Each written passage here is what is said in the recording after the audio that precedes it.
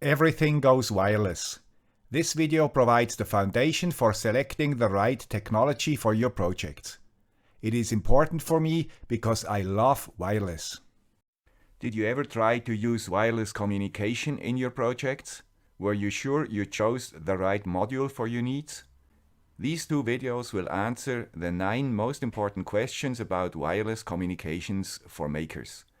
And as usual, you will get some background information. Grüezi YouTubers, here is the guy with a Swiss accent, with a new episode and fresh ideas around sensors and microcontrollers. At the end of the 2 videos, you will understand everything necessary about frequency, modulation, bandwidth, power, propagation, and a few other aspects to take the right decision for your project. And you will learn at least 2 new words: time and frequency domain.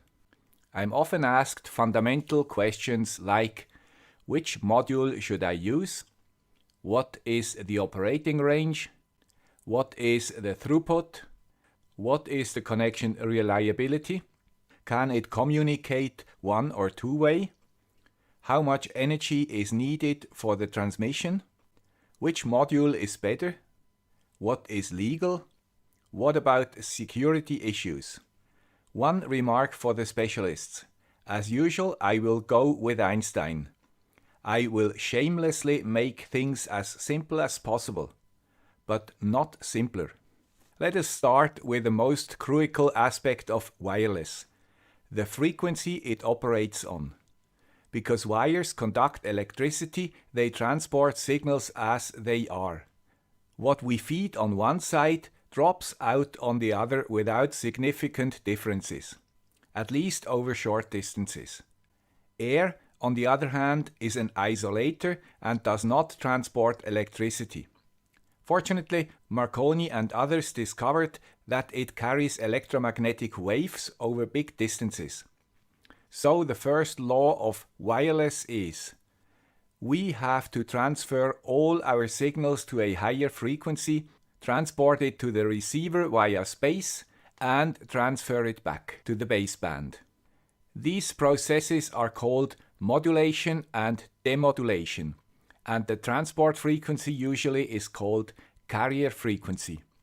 If we add an antenna on both sides, we have a typical wireless system. The transmitter emits a specific power, and the receiver needs a minimal signal to demodulate it. The difference between the two is called link budget. With this budget you have to pay for the losses in cables, antennas, and in the space between the antennas, including obstacles. By the way, if you do it right, antennas can have gain instead of losses. Here you see the names for the different frequency ranges for carrier frequencies. The band from 300 MHz to 3 GHz, for example, is called the UHF band. But which frequency is best? The answer, unfortunately, is it depends. Let's look at the aspects it depends on. One aspect is propagation. Low frequencies penetrate objects better than high frequencies, and low frequencies bend around hills. Not so higher frequencies. They behave much more like light. They need a line of sight. Higher frequencies also lose more power over distance. Here are the curves for 433, 868 MHz and 2.4 GHz. These are standard frequencies used by makers.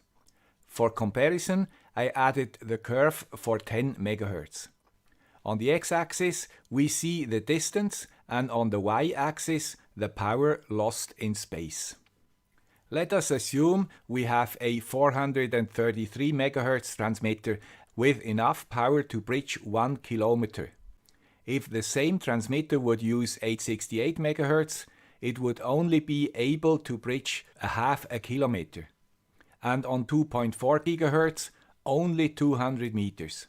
Quite dramatic. On 10 MHz, by the way, the same transmitter would be able to span a distance of 43 kilometers.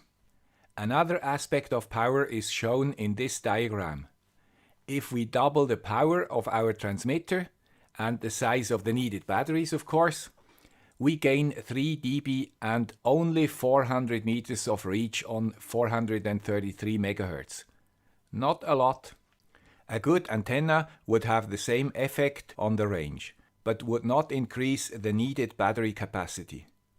Maybe you understand now why I talk a lot about antennas. So far, the lower frequencies are the winners because they consume less of our link budget. Another aspect is antenna size. Antennas are needed to transfer signals into space. The lower the frequency, the longer the antenna.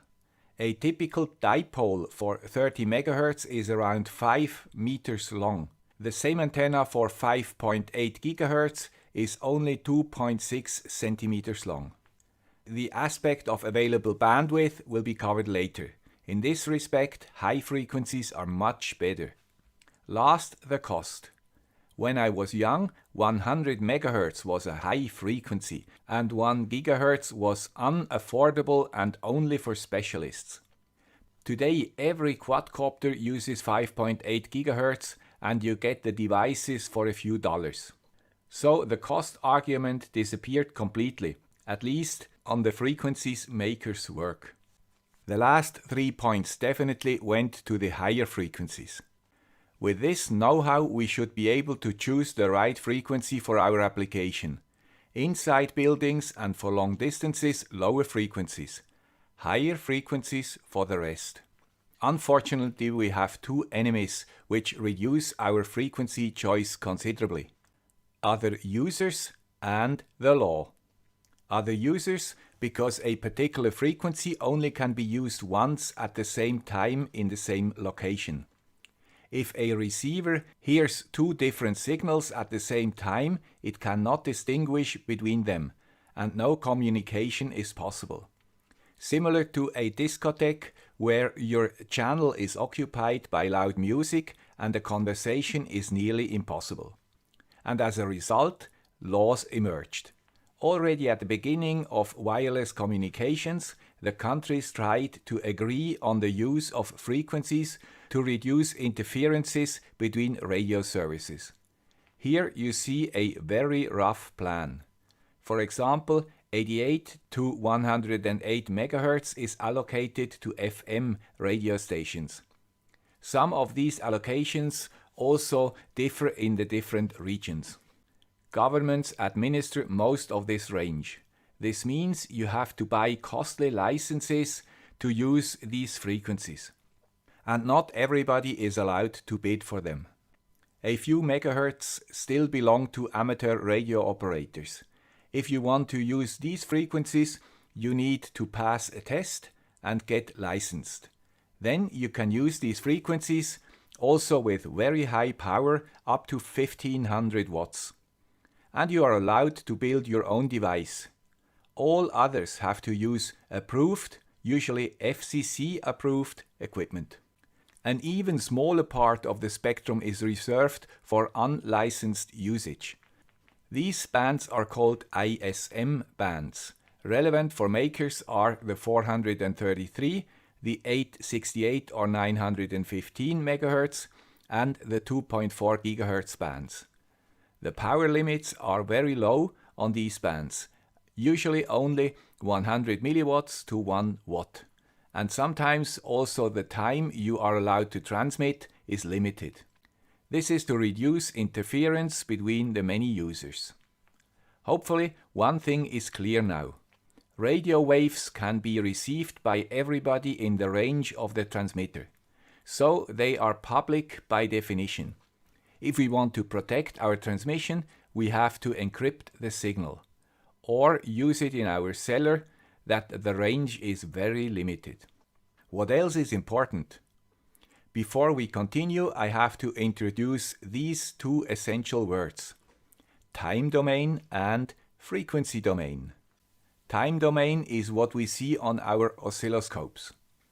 The x-axis show the time and the y-axis the signal level. Simple and well known. The frequency domain is slightly different.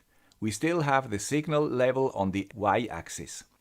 The time on the x-axis is replaced by the frequency. Lower frequencies on the left and higher frequencies to the right. Each signal can be shown in the time and in the frequency domain. It is only a different display of the same signal. The frequency domain always was the world of the spectrum analyzers, and because they are expensive, this view was hidden for many users. As an example, we look at a sine wave of 1 kHz. It sounds like that. In the time domain, we see the well-known sine wave. But how can we show the frequency domain of this signal and how does it look like? Fortunately, things changed and newer oscilloscopes can also show the frequency domain. For your small talk repertoire, they use fast Fourier transformation or FFT to calculate this curve. In the frequency domain, the sine wave shows up as a peak at 1 kHz, as expected. Let's change now to a signal often used with microcontrollers, a square wave. The time domain changes and represents a square wave. The frequency domain looks completely different. We get a lot of new peaks at 3, 5, 7 kHz and more. These peaks are called harmonics. We see a square wave occupies a much broader frequency spectrum than a sine, and therefore has a much wider bandwidth. Similarly, a triangle signal. The worst are pulses. They cover an extremely broad spectrum. As you know, most of our signals are pulses. How can we load these signals on the carrier frequency? These and many other questions are answered in the second part of this tutorial. Summarized, to transmit signals in space, we have to modulate them on high-frequency carriers. The frequency used by the carriers dictates the properties of the connection. Low frequencies penetrate obstacles and bend around hills. Higher frequencies behave more like light, and higher frequencies lose much more power over distance. The antenna size heavily depends on the carrier frequency chosen. We started to understand signals and their bandwidth. This is very important when we try to find the right devices.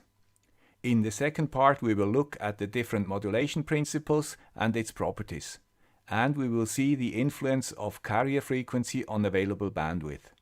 We will also look at ways to increase reliability of wireless communication channels. At the end we will compare two well-known modules, a nRF24L01 on 2.4 GHz and a RFM69 on 868 MHz. I hope this video was useful or at least interesting for you. If true, please consider supporting the channel to secure its future existence. You find the links in the description.